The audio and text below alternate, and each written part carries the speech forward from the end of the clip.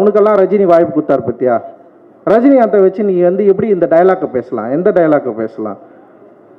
அவ்வளவு மோசமாக பயங்கர பிளாஸ்டாக வந்து வெடித்த உடனே வந்து நான் என்ன பண்ணுறதுன்னு எனக்கு தெரியல.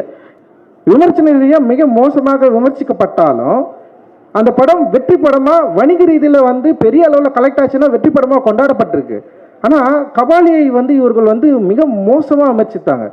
ரஜினியை வந்து எப்படி நீ வந்து ஒரு எஸ்சி டைலாக் வந்து வச்சு பேசலாம், எப்படி ரஜினிக்குள்ளே வந்து ஜாதியை கொண்டு வரலாம்? எனக்கு உண்மையிலேயே வந்து அதை எப்படி கையாளுறதுன்னே எனக்கு தெரியல. அந்த பதட்டம் வந்து எனக்கு வந்து பயங்கரம் பட்டுக்குச்சு. எனக்கு என்ன பிரச்சனைனா, கபாலி படம் வெற்றி படம் தோல்வி படம் என்பதல்ல என்னோட பிரச்சனை.